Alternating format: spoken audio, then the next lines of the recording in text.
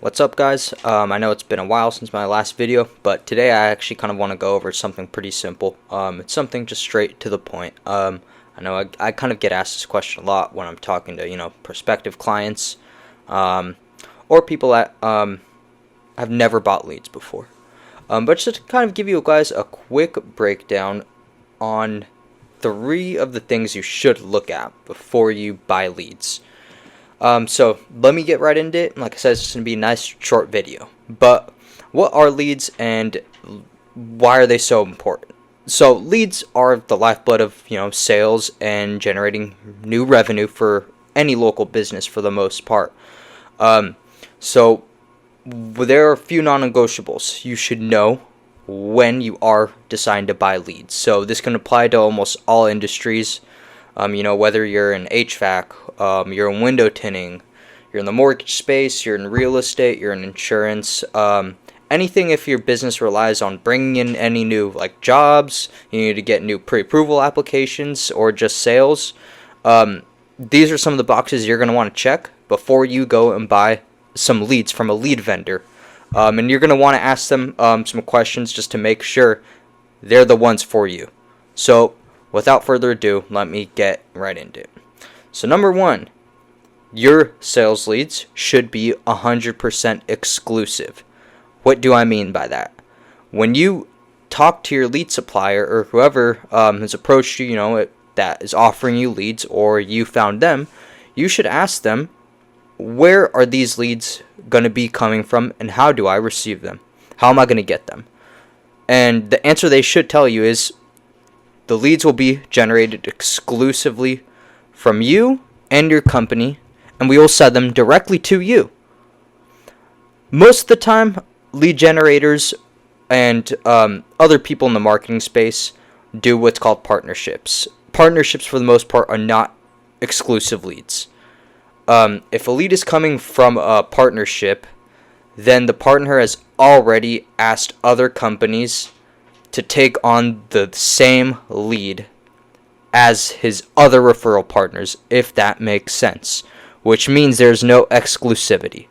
So, for example, let's say I am looking for an insurance quote, and I go on a website and put in my zip code and my information to get an insurance quote. Now, an example of that lead not being exclusive would be if my information, my request to receive a quote, was then sold off to, 1, 2, 3, 4, 5, 6 other insurance agents. Now, originally, when you're going to go talk to a lead supplier, you need to make sure your lead is going to you. If you're a mortgage loan officer, your lead is going only to you. Insurance agent, only to you. HVAC, contracting, the lead should only be for you. The last thing you're going to want is to get on the phone with someone that has been completely ripped through by all of your other competitors. So, that's important. Number 1, find a lead supplier that uses you or your company's branding to generate those leads. That is truly the only way you can protect your leads from getting completely hashed over and dealing with any sort of low, and that's completely also how you eliminate dealing with any low intent customers or price shopping leads.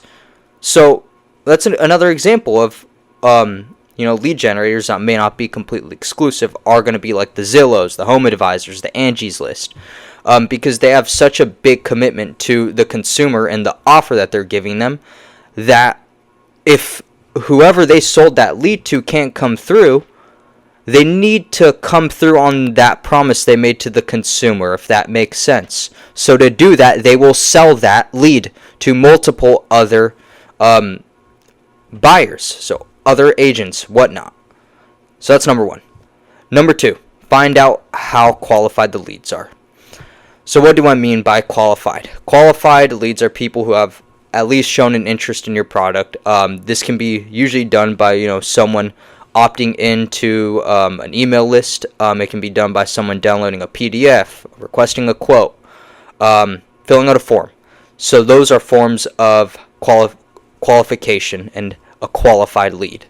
So basically, what a qualified lead does for you is it shows you a measure of interest and intent. Not just intent, but qualified leads gives you some sort of accurate judgment on, giving them, it allows you to give them information that is exactly curated for them. What do I mean by this? So, let me give you a quick example. My name is Mary Smith. I have a credit score above 620. I have $40,000 ready to buy my first home. I've been at my job for the last 2 years, and I'm ready to buy a home. Now, that is a qualified lead. Mary Smith is a qualified lead. Why is that? Because she now has a certain level of interest based off of those characteristics that described her. There's some sort of intent, and not just that, what is also more important is that she is able to buy. She's actually able to buy. If you're a mortgage loan originator, that's what you want right there. But that's why it's so important to make sure you are getting qualified leads. You can only really make sure you're truly getting qualified leads by filtering them out, by asking them questions on your lead forms, making sure you're narrowing down to the people only you can help, and your solution is just the fit for them. Okay, so number 2, ask your lead supplier, how qualified are the leads? So, number 3, how do you pay for the actual leads? So, some agencies might charge you a flat fee. Some might charge you per lead. So, these are the 2 main business models. Now, for the most part, both of these kind of have their pros and cons. A flat fee, typically, it could be something like, I'm going to charge you $1,500 a month, and I'll generate you about 30 to 40 leads a month. And a pay per lead model would be like, okay, I'll generate you about 50 leads in a month, but I will charge you per lead. I'm not going to charge you anything up front. So it is more something that is planned ahead on a per lead. So let's say, how about this? I want to generate, I know I'm going to need about 20 leads to work with. Let's say I'm a window tinner. I'm in the window tinning business. I need 20 people to come my way. And I make a deal with the lead supplier. I say, hey man, for each person that you send my way, I will pay you, 25, 35, 40 bucks. So that would be per lead. So that's one model. And like I said, the second model would be on a flat fee basis, just charging something up front. One of the downsides to the flat fee model is, typically you tie up a lot of money very early on in the process. And so if you have a relationship with your lead supplier already, maybe you might want to negotiate a flat fee with them. If you're familiar with them already, and they're familiar with your business.